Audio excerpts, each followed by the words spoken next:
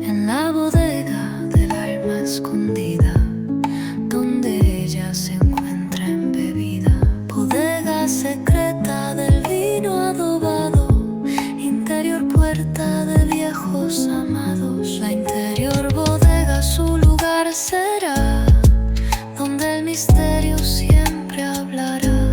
Amado y amante en la eternidad, entra en el viaje de la verdad.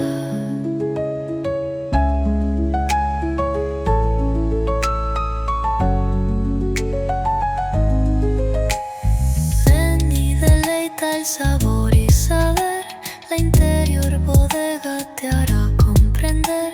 Tu espíritu embriaga en este rincón, el alma robada en perfección.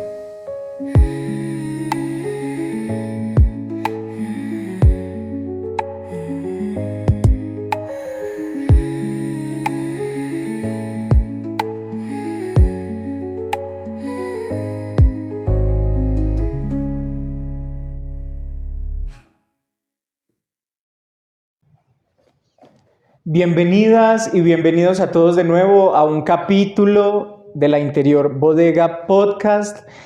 Qué alegría que podamos compartir juntos estos espacios que nos enriquecen en la espiritualidad, sobre todo en la espiritualidad carmelitana.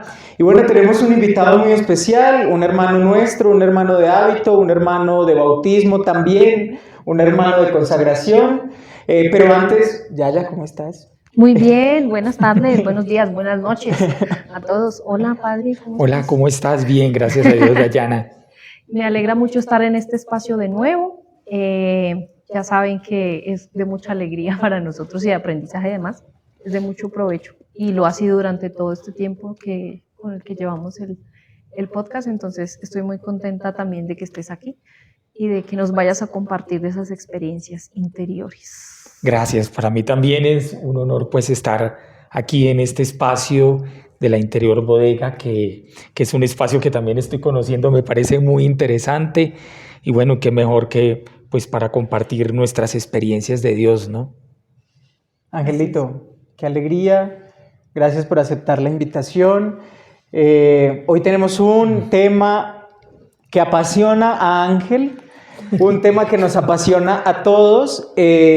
Ángel actualmente es conventual de la Casa Provincial, es capellán del colegio de Nuestra Señora del Buen Consejo. Eso es en la 104 de las Agustinas Misioneras. Estamos hablando desde Bogotá para que nos podamos ubicar. Y además es el promotor actualmente con el padre Alex, promotor vocacional nacional.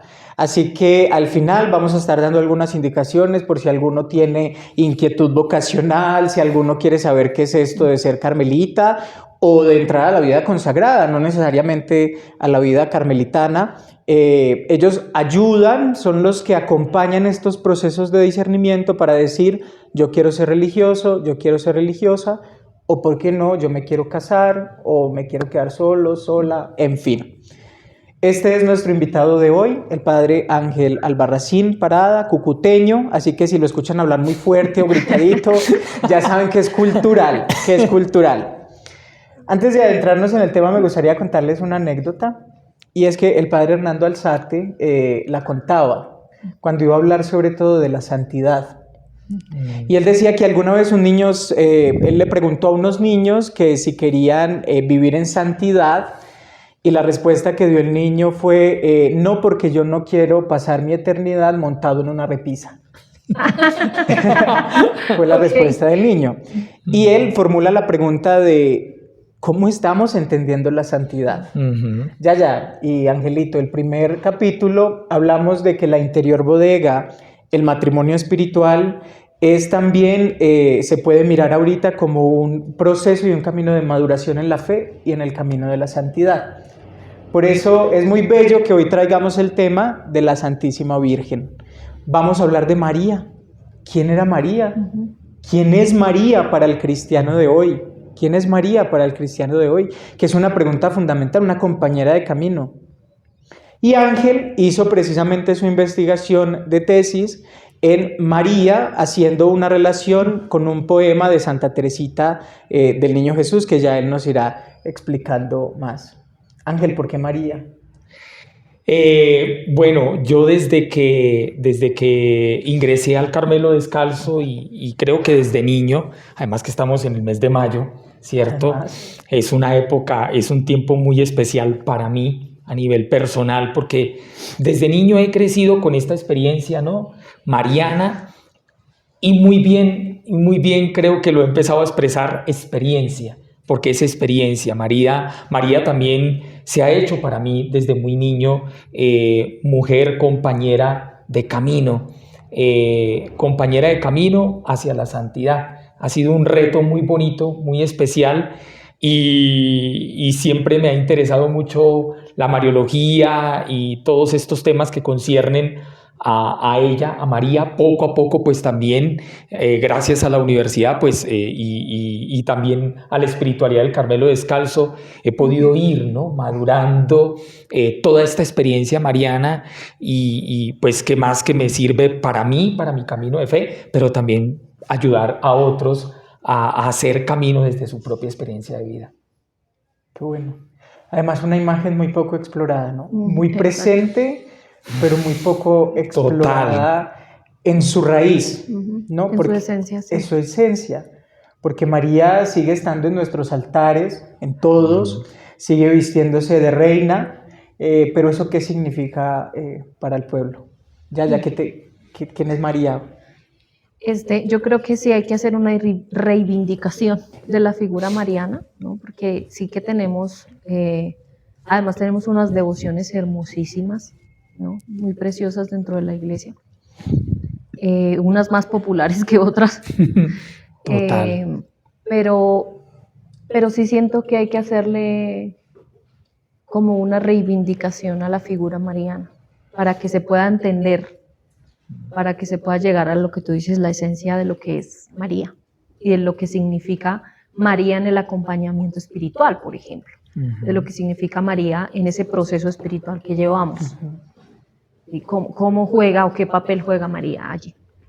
Pero sí siento que hay que hacerle formación a la Mariología, es como una necesidad, pienso yo.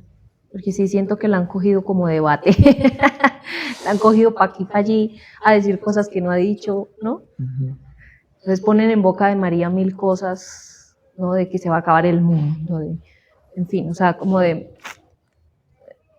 Y como que se quedan con eso, pues, ¿sí? Como que eso es María la que da malas noticias o algo así, no sé, es un ambiente ahí muy extraño. Pero siento yo que es que eso va muchísimo, Total. muchísimo más allá de eso. O sea, en el fondo, la figura mariana, si supiéramos lo que en realidad significa para nuestra vida espiritual, la estamos desperdiciando de alguna manera. Total. Y yo creo que seríamos más delicados al decir o al considerarnos marianos. ¿Qué te parece, Angelito? Si conociéramos de verdad, a profundidad, la esencia, y me atrevería a decir incluso el misterio de María, seríamos más delicados o más cuidadosos en decir es que soy un hombre o una mujer mariano o mariana, ¿no? Que eso lleva un peso grande, y no solamente un peso, o no lo llamemos peso, más bien lleva una exigencia de vida grande, porque es la primera discípula, Sí. y no se hace discípula simplemente por ser la madre. La madre. La madre fue haciendo discípula al comprender el camino de su hijo, Bueno, pero para eso tenemos invitado. Oiga, es interesante esto que dice, porque de una vez se me viene a la mente esa parte. Bueno, hay un poema, ¿no? Que es donde yo hice mi trabajo de grado en la universidad, y en ese poema Teresita de Lisieux se dispone a cantar, y es allí donde ella dice: para que un niño pueda a su madre querer, debe ella compartir con él, ¿no?, sus dolores, sus sufrimientos, su situación real, ¿sí? Y es eso, ¿no? Es una madre que ella sabe lo que nosotros vivimos y asumimos como seres humanos, porque la Virgen del Evangelio no significa que María Dios la eligió, y porque Dios la eligió entonces no pasó por las circunstancias humanas, plenamente humanas, por las que cualquier ser humano tiene que pasar, ¿no? Sufrimiento, tristeza, en fin. Esa es la Virgen del Evangelio que nos propone Teresita, y que Teresita lo que está haciendo es eso, ¿no? Rescatar una espiritualidad mariana netamente evangélica. Hay que partir de ahí. Y hay un esfuerzo, Angelito, que no se puede desconocer, y es que la Mariología o el estudio de la Mariología actual, que es poca, pues para lo que lleva el recorrido de la teología, la Mariología se ha quedado un poco atrasada en este aspecto. Es buena en el sentido de que quiere rescatar a la mujer, quiere rescatar a la humana, quiere rescatar a la compañera de camino. En definitiva, quiere rescatar a la María del Evangelio. A la que fue mamá. A la que fue mamá, a la que dolió y la que subió al Calvario junto a Jesús y estuvo allí junto a la cruz. Pero también la que fue testigo, ¿sí? La que fue testigo. Pero antes de adentrarnos allí, Ángel tiene de apellido religioso de la Asunción de María, precisamente. No quiero que nos expliques el dogma, porque de hecho es uno de los más complicados de explicar teológicamente, pero sí me gustaría que a nivel existencial, desde tu experiencia, ¿por qué la Asunción de María? O sea, ¿qué te marcó que tú dijeras, yo quiero llevar la Asunción de María como nombre? Bueno, yo desde muy niño, desde muy pequeño, crecí pues al lado de una mamá y unos padrinos que me llevaban a misa frecuentemente allá en Cúcuta, en la ciudad de Cúcuta, donde nací, y ellos pues me llevaban a la Eucaristía. Ya luego, hasta los 10 años, cuando mi mamá decidió tener su casa propia, al barrio donde nos fuimos a vivir, precisamente la parroquia con la que doy y con la que yo como que empecé ya a crecer pastoralmente, catequesis, acólito, servidor del altar, en fin, etcétera, se llama Parroquia Asunción de María. Asunción de María. Entonces es algo más como vivencial, experiencial, ¿no? Mi parroquia me recuerda mucho a ello. Y por eso decidí tomar este nombre religioso, Fray Ángel de la Asunción de María, más es por ese afecto, ¿no?, que le tengo a mi parroquia, que además pues es una parroquia consagrada a una advocación y a un dogma mariano, la Asunción de María. Pero pues también ha sido esta experiencia de haber hecho esta reflexión, ¿no? Y también desde mi experiencia de vida, creo que no se puede aprender o no se puede tener experiencia de cielo sin tener primero o haber pasado por una experiencia netamente aquí en la tierra de Dios, ¿sí? Contemplar a Dios en las situaciones reales y existenciales de la vida, que eso es lo que a mí más me ha llevado más a una comprensión del dogma de la Asunción de María, ¿sí? Yo creo que ahí entonces también viene o se conecta con Teresita, porque es que, o sea, quisiera que nos contaras tú, ¿no? Como que hace parte también de tu tesis, por qué Teresita tiene ese vínculo con María y de qué manera tiene ese vínculo, cómo reivindica Teresita a la madre. Total, Teresita es una mujer que desde muy niña, desde muy pequeñita, tuvo muchas carencias, empezando por la falta de la figura materna, la mamá, que desde muy pequeñita ella queda huérfana, ¿no? Y sus propias hermanas comienzan a encargarse de ella, a ser sus madres adoptivas, y Teresita va recibiendo golpe tras golpe, que le hace, mejor dicho, pues que es un puñal para su corazón, el hecho de que una de sus hermanas, creo que fue María la primera, ¿no?, que se va al Carmelo. Paulina.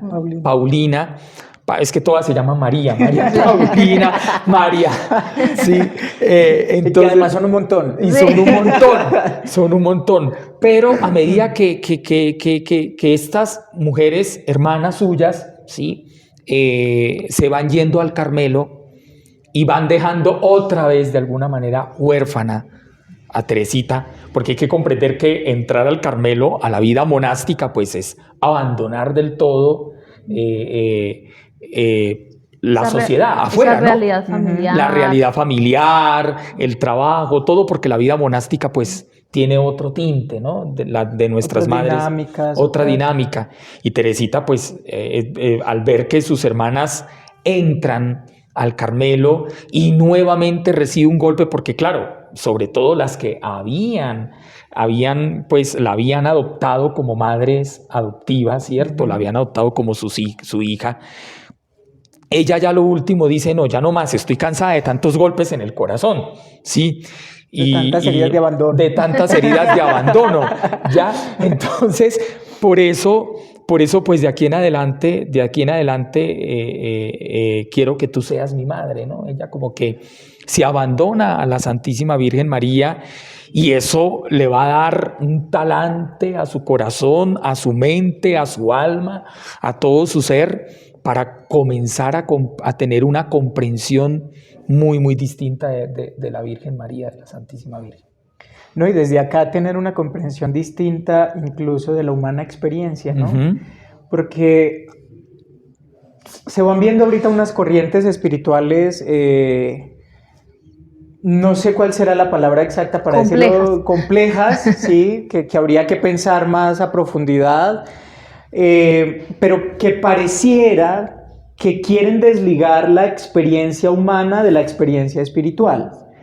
Cuando sabemos que es lo humano la condición de posibilidad para que Dios haga lo que hace, ¿sí? Es la experiencia humana y eso es principio de encarnación.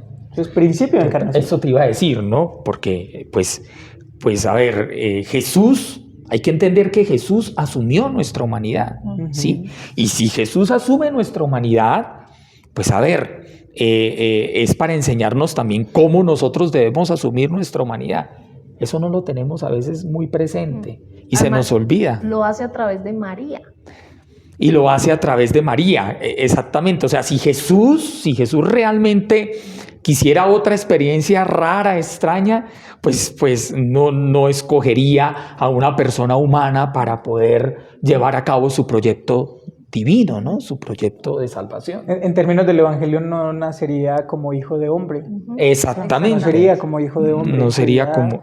Una cosa divina. Además, total. Porque claro, María, me pongo a pensar en este momento que María es antes, ¿no? Es como que se prepara, o Dios la prepara para Jesús, ¿no? Ella lleva un camino, entonces está antes de Jesús en la tierra. Luego ella es la que abona el terreno, la que alimenta al hijo, ¿no? En su vientre. Acompaña el proceso de Jesús y después de que muere, sigue su camino discipulado. O sea, María es como transversal, atraviesa todo el misterio, literalmente, atravesada en su cuerpo, literalmente, porque adoptó ese hijo, lo tuvo pues, lo hizo como su hijo, y llegó hasta su muerte y al final acompañó después el proceso de ese misterio de resurrección. Acompañó a los discípulos, estuvo en Pentecostés, ¿no? Entonces, ella es como un eje transversal de lo que es un discípulo. Y ya, le sumo a eso la libertad y la decisión voluntaria de hacerlo. Porque creemos en muchas ocasiones, y esto también es muy común entre nosotros los cristianos, es que creemos que como fue, o se menciona esta palabrita que ha generado mucha confusión, predestinada, entonces creemos que Dios la predestinó y por eso ella no tuvo ninguna otra opción. Ya Dios la seleccionó desde que antes que naciera y ella no tuvo ninguna otra opción. Y hay que recordar el texto del Evangelio, el fiat, el hágase, el sí, que es por la obediencia, en el sentido radical de la palabra, esa capacidad que tiene María de abajarse y de escuchar, de inclinarse y de escuchar la palabra de Dios y decir, hágase en mí. Yo te doy permiso para que te hagas en mí. ¿Sí? Eso es importante, ¿no? La libertad de María, porque también se ve muy común en que creemos que porque fue predestinada, entonces ya no tuvo libertad, ya le tocó ser la madre de Dios, y en realidad ella se fue haciendo madre no solo biológicamente, sino discipularmente en el camino espiritualmente con Jesús. En ese orden de ideas, Angelito, y por eso empezaba con la anécdota del padre Hernando Alzate, es importante enmarcar esta experiencia espiritual de Teresita con María en este sentido de la humana experiencia y de la posibilidad del discipulado y la libertad del seguimiento para hacer esto más asequible. Hemos dejado a María montada en unos altares tan grandes, tan altos, que nos sentimos incapaces de alcanzarlo. Pero al ir a la María de los Evangelios y ver esa figura transversal en la vida de Jesús, decimos, hey, si es posible, ¿qué te parece? Sí, incluso la misma Teresita en su poema lo dice, lo presenta, también en las últimas conversaciones, donde ella dice ya en el poema Porque te amo María, está todo lo que yo predicaría sobre la Santísima Virgen, ¿sí? Entonces, allí a partir de esta experiencia, ¿no? Donde ella pone por escrito en las últimas conversaciones, ella hay una palabra clave que empieza así: María es más madre que reina, ¿sí? Es la experiencia humana, plenamente humana de María, maternal. Entonces Teresita inmediatamente la baja de los altares, la baja. Hay que entender esto con mucha delicadeza, porque sí. Aquí la idea no es, Teresita no está hiriendo susceptibilidades para nada, ¿sí? Aquí Teresita lo que está haciendo o presentándonos es, hey, entienda que María quiere acompañarnos en nuestro camino de santidad, un camino que a ella también le tocó recorrer, un camino que a ella también le tocó hacer y por el cual le tocó apostar, que eso también es interesante. En tu tesis, en tu investigación, terminando ya el segundo capítulo, hay una parte donde haces la relación del caminito, de la pequeñez de la espiritualidad de Teresita, con precisamente esa María abajada de los altares como una mujer primera discípula, testimonio de discipulado que camina con nosotros. Háblanos de esas dos cosas. Primero, el caminito espiritual, cómo lo entiende Teresita, que es también un asumirse a sí misma en su pequeñez, vulnerabilidad, fragilidad, etc. Y cómo lo relaciona ella con esta figura de María como compañera. Ok, listo. Bueno, está la doctrina del caminito espiritual. Ok, hay que hablar un poquito de eso. Hay que hablar de la doctrina del caminito espiritual, porque Teresita, en la doctrina del caminito espiritual, ella allí es donde expresa su deseo de ser santa, ¿sí? Pero al mismo tiempo que tiene este deseo de ser santa, se siente impotente, ¿no? Siento mi impotencia, ¿sí? Y en últimas ella termina confiándose totalmente a Dios, se abandona en las manos de Dios, se da cuenta que por sus propias fuerzas no puede alcanzar a la santidad, ¿sí? Y por eso le pide, por eso Dios mío, ella lo expresa, te pido que tú mismo seas mi santidad, ¿sí? Entonces, este caminito tiene unos como esos pasitos, ¿no? Uh-huh. El reconocimiento de la impotencia, el deseo, o sea, hay deseo, ¿sí? Uh-huh. Ese deseo no lo podemos excluir, ¿sí? Pero junto a ese deseo también hay que tener un reconocimiento de que solamente Dios es el que lo puede realizar en mí. Y eso es lo que Teresita ve también en María. Si nosotros nos vamos al relato de la Anunciación, hay una conexión total con este mismo sentimiento de Teresita, donde María le dice al ángel, pero ¿cómo así? ¿Cómo puede ser esto posible? Uh-huh. ¿Sí? Si yo sí, soy virgen, ¿cómo así? Pero más allá de la virginidad y todo es también ver, ¿no?, del proyecto que Dios le está poniendo a María en sus manos y que María lo ve de para arriba, ¿cierto? Lo ve inalcanzable, ¿sí? Esa es la palabra tal vez, porque Teresita también, en Teresita podemos ver esa experiencia. Entre María y Teresita vemos esa conexión del caminito espiritual, el llamado a la santidad, o el llamado a la santidad, que en últimas es el llamado también a cumplir, ¿no?, una misión específica, ¿sí?, como la que Dios le encomienda a María. Pues María dice, a ver, ¿cómo puede ser esto posible? ¿Cierto? Es lo que ella le cuestiona a Dios por medio del ángel, ¿no? Y Dios le hace entender a María que no es con sus fuerzas, sino que es con la obra y gracia del Espíritu Santo, ¿sí? Y lo mismo le pasa a Teresita. Ella comprende que no es por sus propias fuerzas, sí, porque pues se siente impotente, sino que es con la misma gracia y la fuerza de Dios. Entonces hay esa conexión allí entre el caminito espiritual y el relato de la Anunciación y la vida, el testimonio de María, que es lo que Teresita ve allí. En ese sentido, esta pregunta es difícil. Atájese, Ángel, que esa pregunta es difícil. En ese sentido, digamos... Yo busco aquí, yo... como viendo, leyendo esa experiencia de Teresita, de la santidad en María, ¿qué sería la santidad entonces respecto de María, de la figura mariana? Respecto de la figura mariana, la santidad yo creo que es, a ver, trato de acordar. No, mira, yo creo que la santidad, el llamado a la santidad es en últimas lo más propio de nosotros, ¿no? Sí, entender en últimas de que estamos capacitados para Dios, ¿sí? Es algo también, a ver, porque es que una de las cosas que yo soy consciente y de las que creo y las que a mí me impactan tanto, ¿ya?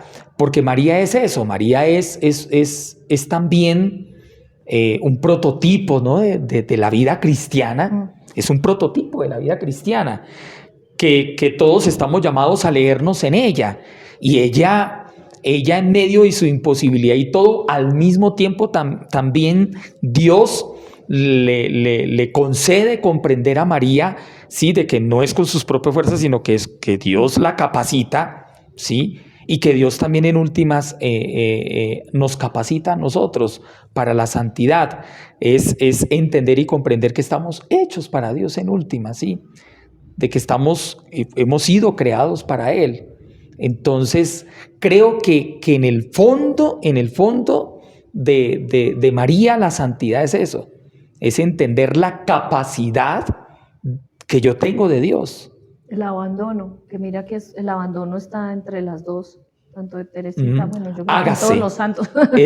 Ese hágase en mí según tu palabra. Allí María se está abandonando totalmente en los brazos de Dios y en este proyecto que Dios le confía a María. Déjenme precisar algo aquí, es que ustedes están diciendo algo muy importante, y ojo, esto es importante, porque es precisamente la vocación universal. O sea, todos llamados a la santidad, pero una santidad, eso que dicen ustedes, una santidad que es, en definitiva, asumir mi ser de criatura y el mismo don que Dios nos regala y nos capacita para recibirle a Él, ¿no? Para que Él se comunique. A mí eso me parece muy bello. Hay una expresión que yo utilizo, y no me acuerdo en qué parte. Pues es que una tesis de 103 páginas. Hay una expresión que yo utilizo, y María sí, es bendita, pero real entre las mujeres. O sea, está circunscrita en un contexto, en una realidad humana. Sí, histórica, totalmente histórica. Con todo lo que conlleva política, económica, socialmente. Social, en todo, sí, y eso no lo podemos perder de vista, ¿no? Porque con eso es con lo que Dios cuenta para poner en mí un proyecto y un camino, ¿no? De santidad, precisamente. A mí me encanta algo, y por eso una de las cosas que me encanta de ser cristiana es que la vulnerabilidad nuestra está como a flor de piel, ¿no? O sea, no escondemos la vulnerabilidad, a diferencia, digamos, de pronto de otras realidades, ¿no? Religiosas, por decirlo así, otras creencias. La vulnerabilidad en el cristiano siempre está ahí, porque hace parte de lo humano, o sea, exalta la vulnerabilidad en sentido de que en que Dios acompaña esa vulnerabilidad. Y María no fue pues la excepción. Entonces, el mismo texto bíblico nos habla de, por ejemplo, el relato de cuando se encontró con Simeón, ¿sí? Que Simeón le dice que una espada atravesará tu corazón, ¿no? O un montón de realidades que seguramente pues que no están consignados, pero que propias de una mamá, de un chinito que se cayó, se raspó, ¿sí? De hambre, una cuestión de... La pérdida y hallazgo de Jesús. La pérdida de hallazgo de Jesús, la angustia que debió haber sentido cuando se perdió Jesús, debió haber sido tremenda, ¿no? La carga quizás, o, bueno, no, quizás para ella sí fue una carga o no fue una carga, ¿no? Dependiendo cómo se vea, pero también la responsabilidad de educar al Hijo de Dios, ¿ya? De llevar por buen camino esta realidad. Además porque en muchas partes dice como que ella guardaba todo en su corazón, ¿no? Entonces, ¿cuántas cosas se guardó María en su corazón? Sí. ¿Cuántas cosas se guardó? Y además que es, en este contexto, la interior bodega. Porque en esta cultura semita, el corazón es lo más íntimo, lo más profundo. Y es donde se asimila, se escudriña, se discierne aquellas cosas que uno no comprende en su totalidad. Todo lo que accede a nosotros, esa posición del pecho del corazón es como la inteligencia para los semitas. Lo que ahorita se está descubriendo, imagínate, lo que ya ellos sabían, ahorita se está descubriendo es que en las ciencias de ese pensar sintiente, ¿sí? Es un pensar sintiente que va mucho más allá de simplemente razonar las cosas, sino, bueno, ¿esto qué me produce? ¿Cómo lo asimilo? Etcétera, y etcétera. Es que en últimas, todo esto que me hace recordar una cosa a propósito del poema, porque te amo María, hay que también aclararle a la audiencia que el poema no es algo pequeño, son 25 estrofas que Teresita escribe, ¿sí? Y es bello porque en esas 25 estrofas Teresita está presentando una imagen de María, primeramente que todo, bíblica, humana, real, una mujer circunscrita en un contexto histórico, y desde allí, ¿qué implica eso? Que María era una mujer humana, ¿cierto? Una mujer que, como lo dice Teresita aquí lo tengo, un apartado del poema, porque te amo María, te amo porque te mezclas con las demás mujeres, ¿sí? Es una mujer judía, a eso es lo que nos referimos, ¿no? Un contexto, te mezclas con las demás mujeres, y es que si cada pedacito del poema, si uno lo va así como cuando uno va descubriñando alguna cosa o buscando algo, es hermoso porque ella dice, te mezclas con las demás mujeres que dirigen sus pasos al templo del Señor. O sea, una mujer que también tiene la necesidad de la oración, de ir al templo, que practica al culto, que practica su fe, ¿sí? Y aquí viene el sentido también de lo humano, del sufrimiento, ¿no? Del dolor, de la espada del dolor. Te amo cuando presentas al niño que nos salva. María es una mujer de tradición también. Una mujer que abraza una tradición, la tradición de llevar y presentar al niño Jesús en el templo. Cuando yo investigaba en la parte bíblica, ¿no? Todo ese simbolismo, ¿no? Las familias más pobres no podían llevar un animal, Un corderito un cordero, o un toro, un toro. sí, no podían presentarlo. Entonces las familias más pobres, ¿qué tenían que hacer? 2 pichones. Sí. Y eso fue lo que hizo María. O sea, el Evangelio nos está mostrando, y la misma Teresita en su cántico nos está mostrando la pobreza y la humildad de la Virgen María, ¿no? Totalmente, la parte humana de María. Ese fragmento que nos acabas de leer, que es bellísimo, que se mezcla con el resto de las mujeres, me hace pensar que María siempre ha acompañado a las mamás, o sea, las mamás creyentes. Por ejemplo, mi mamá tiene una devoción tremenda y ella se apoya en María en el dolor. Y eso lo aprendí a mamá, sí, a mi mamá. Hay una realidad humana muy, muy fuerte que solamente las mamás que lo pasan saben qué significa, y es la pérdida de un hijo, por ejemplo. Entonces, cuando dices que se mezcla con las mujeres, hay que entender quizás también que María acompaña esos momentos difíciles. De hecho, en ningún idioma que conozcamos, por lo menos, en este momento, hay una palabra que llame a una mujer que haya perdido un hijo. A una mujer que perdió un marido se le llama viuda, ¿no?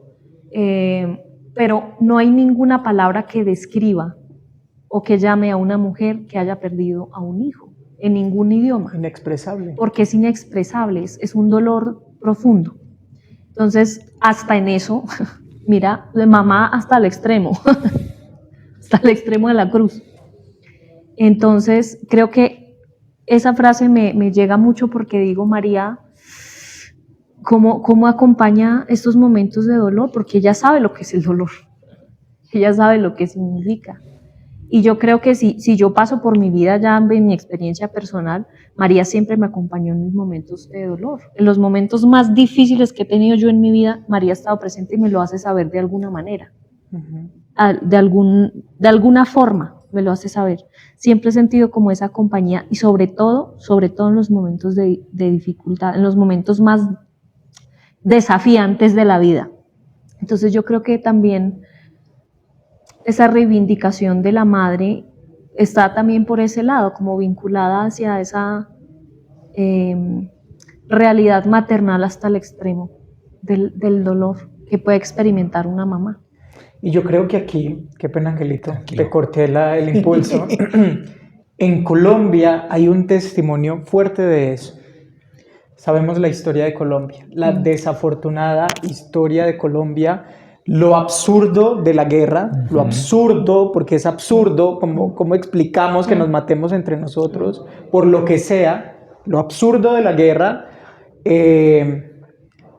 contenido en esa figura de la piedad, ¿sí? De la piedad, que es la figura, y a mí me parece, yo conozco 2, si no estoy mal, grupos de aquellas mujeres, no sé si los han escuchado, resilientes, que después de la guerra se juntan para la búsqueda quizás, o para reclamar, o para hacer un grito, no sé, aquí en Bogotá se llaman las mujeres del silencio, en Medellín son aquí las madres del silencio, en Medellín las madres de la Candelaria, pero yo sé que en Colombia hay varios que son mujeres que han perdido a sus hijos, también pues a otros seres queridos como el esposo, la esposa, etcétera, ¿cierto? Son mujeres que han perdido fundamentalmente a sus hijos. Y hay una escena dolorosísima, pues me parece a mí, o que me parece muy sentida, y es el Sábado Santo. En los dolores de la Virgen hay un dolor que es cuando bajan a Jesús de la cruz y lo ponen en brazos de María. A mí me gusta pensar en esos momentos en todas aquellas mujeres que no han podido tener el cuerpo de sus hijos desaparecidos. Qué fuerte. ¿Sí? El vacío de sus hijos desaparecidos. Y cómo ellas se encuentran en María como esa compañía. Yo creo que acá todo discurso teológico, todo discurso se queda corto, se queda muy corto ante la experiencia humana. Y ya que tocamos esto del dolor, para hablar también de Teresita, hay un momento específico en la vida de Teresita que muchos estudiosos de todas las índoles, incluso psicólogos y psiquiatras, han denominado como la depresión de Teresita, ¿sí? Y que ella se ve sanada por la mirada de la imagen de la Virgen. Cuéntanos un poquito de eso. Esa experiencia es impresionante porque Teresita pues entra en una depresión tremenda de un momento a otro. Ella comienza el relato tal como ella lo menciona. Es duro porque ella comienza a expresar, ¿no?, la palabra mamá varias veces. Entra en un momento como en un estado, como diría yo, como de shock, de depresión. Y ella... Lo único que le puede dar consuelo, que es el milagro que ella relata, ¿sí? Esta historia ella le llama la Virgen de la Sonrisa, que es la Virgen de la Sonrisa.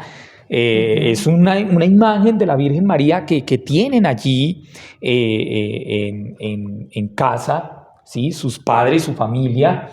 Y es esta imagen, es a través de esta imagen donde Teresita, al contemplar a María, al contemplar la imagen de la Virgen María, ella ve y la ve con esa expresión como de que ¿no?, de paz, de tranquilidad. La Virgen de la Sonrisa le sonríe, ¿sí? Pero es una experiencia, ¿no?, donde Teresita puede conectarse a raíz de la falta de la figura materna. Es gracias pues a la Virgen María, donde Teresita puede conectarse y puede como volver otra vez a ser curada. Ese es el milagro de la curación de la Virgen de la Sonrisa, que es maravilloso. Es hermoso ese relato. Además, porque me hace pensar que en eso que tú dijiste en broma de las heridas de abandono, ¿no? O sea, María, en ese momento Teresita hace como un cambio de mentalidad también, ¿no? Como hay como algo en ella que hace clic.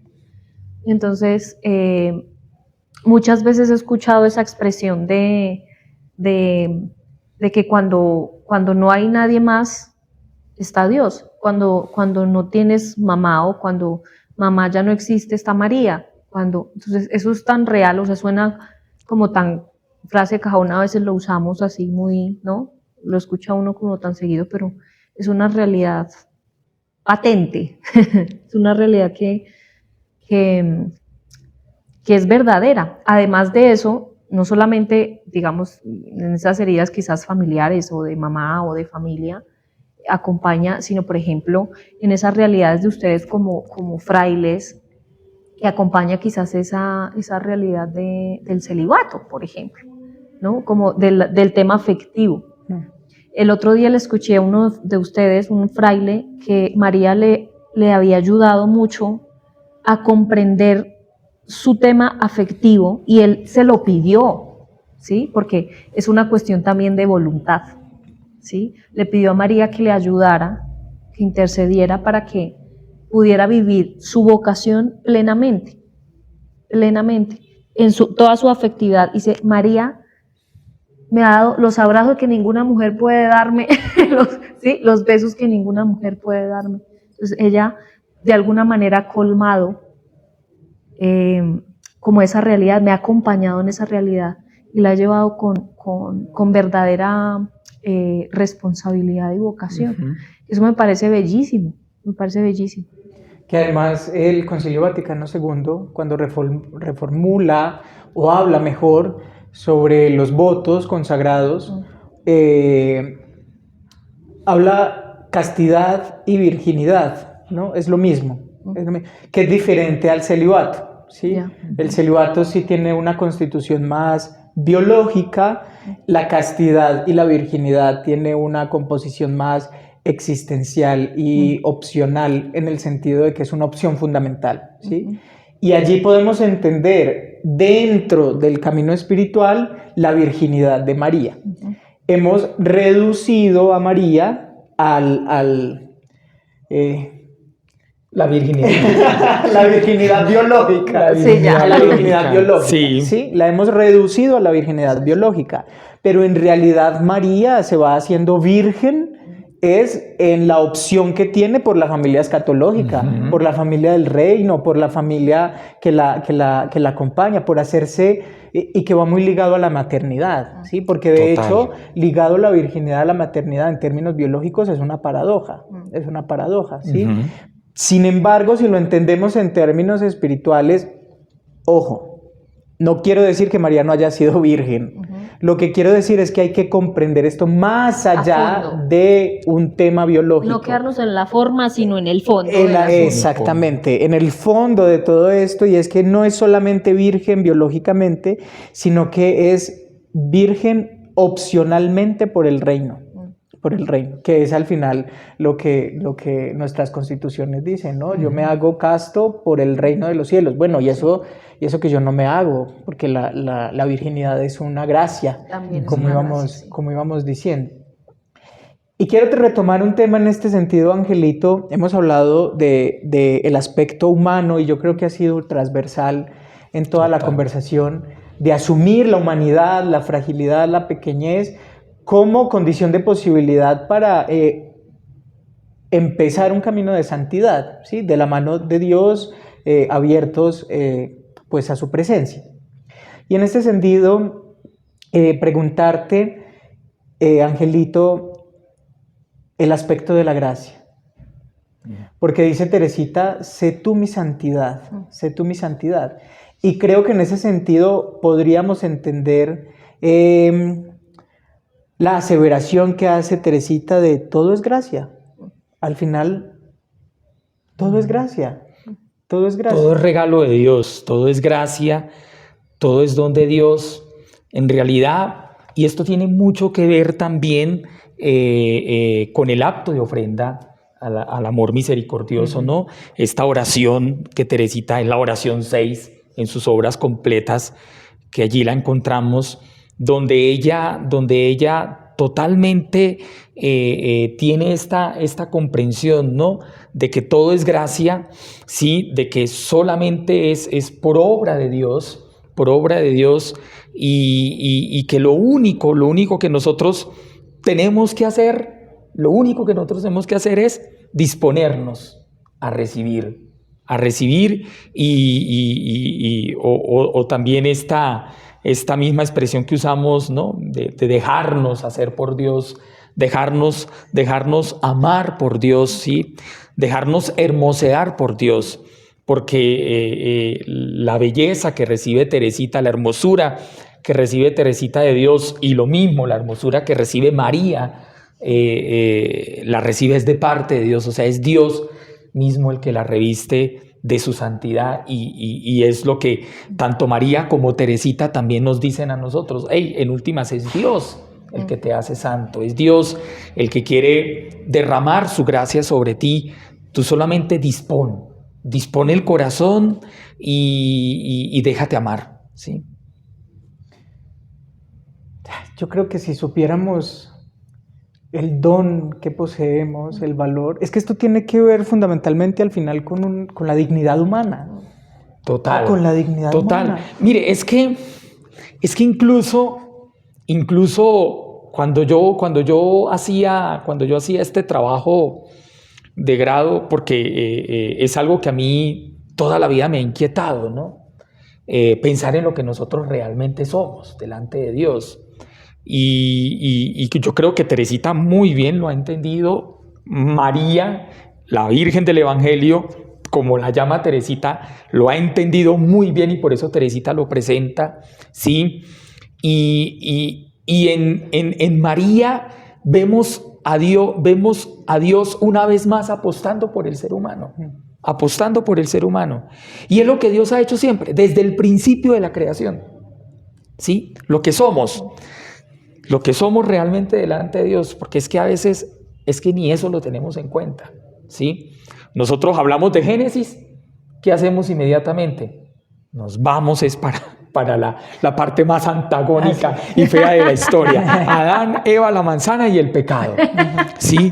Y así como pensamos de la parte antagónica de la historia, así pensamos de nosotros. O sea, tenemos una imagen muy negativa de nosotros mismos, y viendo que el Génesis desde el primer capítulo lo dijo: hizo Dios al hombre a su imagen y semejanza, y vio Dios a lo último todavía lo sella, y vio Dios que todo lo que había hecho era muy bueno. Los seres humanos estamos revestidos de su bondad.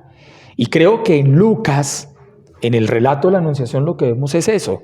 Es una nueva apuesta de Dios por el ser humano. Dios no se cansa de apostar por el ser humano. El llamado a la santidad, ¿no? Que es con lo que en últimas terminamos el trabajo de grado, la tesis, ¿cierto? Esa conciencia que tenemos nosotros de responder a ese llamado a la santidad con generosidad. Hombre, que Dios nos capacita para eso, ¿sí? Que el hombre es capaz de Dios. Eso es una expresión teológica. No me recuerdo si es del Catecismo de la Iglesia Católica, creo, que lo dice de Ratzinger, el hombre es capaz de Dios. De Agustín también, San Agustín, o sea, es que aquí nos podemos quedar, aquí se nos da, cierto, pero es la herencia de los santos, sí, de la que Teresita habla. Teresita habla de la herencia de los santos en su acto de ofrenda al amor misericordioso, ¿no?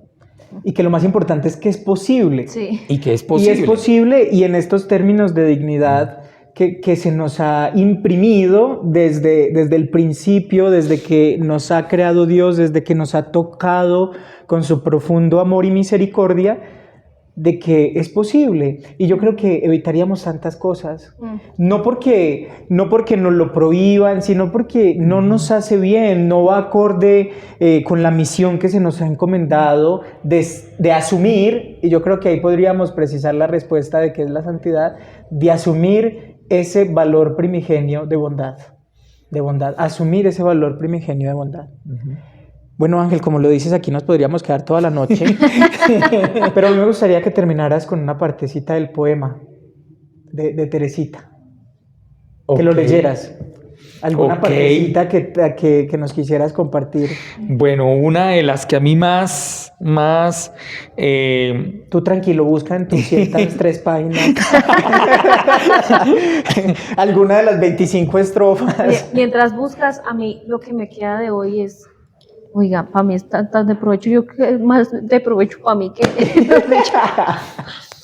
y es, o sea, como María, es que tenemos todas las herramientas posibles, las ayudas posibles que Dios nos ha podido dar, y una de esas y más poderosa es María, con su ejemplo, con su compañía, con su realidad humana, que la conjugó con la realidad divina, ¿no?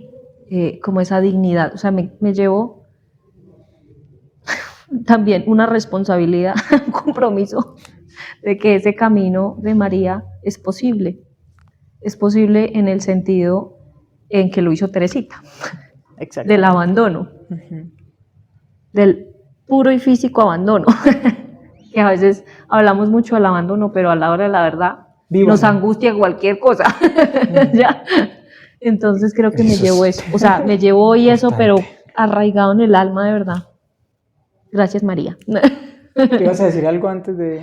Yo escuchándola a Dayana, ustedes son testigos de una experiencia que yo viví, porque esto no solamente lo escribí, sino que me tocó vivirlo en carne propia, ¿no? Y es una experiencia cuando estuve hospitalizado en la UCI, antes de mi ordenación, me sentí despojado, desnudo, totalmente frágil, ¿sí?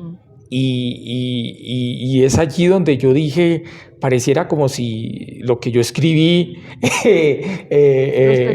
lo experimenté, lo viví, pero hoy al mirar ese pasado y esa historia, fue uno de los mejores momentos de mi vida, ¿saben? Fue uno de los mejores momentos de mi vida. ¿Pero por qué? Porque me dejé acompañar por Dios y me dejé acompañar por María, ¿sí? Yo estaba dispuesto a todo, a morir si era posible, sabiendo que la muerte no es el fin de la vida. Abandono total. Encontré la estrofa, que es una de las que tal vez nos animan a nosotros también, ¿sí?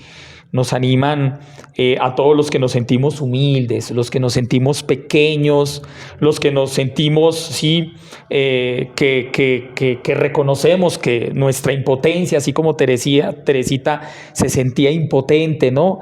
Y aquellos que en últimas, pues Dios nos hace esa invitación por medio de la Virgen María, ¿no? A aceptar de que Dios tiene lo mejor para nosotros y revestirnos de su gracia. Teresita canta lo siguiente: los pobres pecadores escuchan la doctrina de quien quisiera a todos en el cielo admitir. Tú te encuentras con ellos, María, en la colina. Alguien dice a tu hijo que le buscas allí. Entonces tu divino Jesús, ante las turbas, nos demuestra su amor por nosotros sin fin. Dice: ¿quién es mi hermano, mi hermana y mi madre, sino aquel que practica mi voluntad por mí? Qué belleza. Sin palabras. Yo creo que esto es de leerlo de rodillas. Sí, total. Y después de cada estrofa un silencio. ¿Qué falta nos hace Total. el comprender el misterio de Dios en el silencio? No, por Dios. Aquí Bueno, nos aquí podríamos quedar sí, total. eternamente. Mucha tela para cortar. María sigue siendo un misterio desafortunadamente poco explorado en el misterio de Dios, ¿no? Entendida en el misterio de Cristo, porque tampoco se puede desligar de esa figura cristológica y cristocéntrica, porque María perdería todo su sentido. Pero les invitamos a que sigamos profundizando en sus casas, en sus trabajos, en sus estudios, en fin, en la cotidianidad, y también una invitación a que nos hagamos conscientes de que somos en definitiva tan vulnerables, tan frágiles, tan finitos, tan necesitados. Y bueno, la invitación de siempre, si quieren seguir profundizando en este camino espiritual, los invitamos a que entren a nuestro blog. Allí estará colgado, no creo que toda la tesis, pero sí una parte, un artículo, en fin, vamos a poner a trabajar a Ángel para poder montar algo que ustedes puedan leer. Me gusta.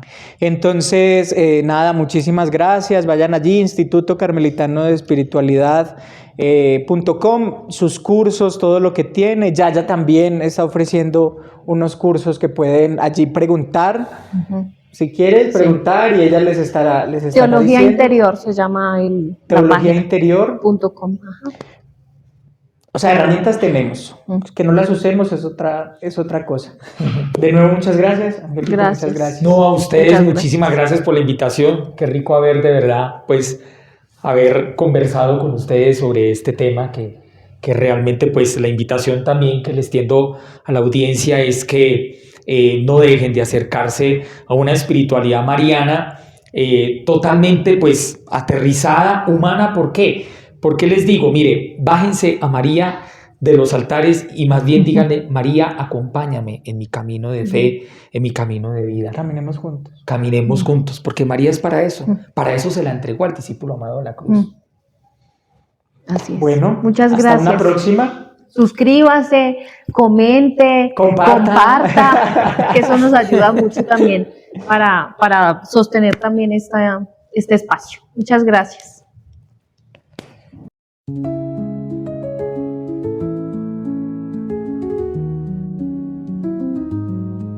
En la bodega del alma escondida, donde ella se encuentra embebida, bodega secreta del vino adobado, interior puerta de viejos amados. La interior bodega su lugar será, donde el misterio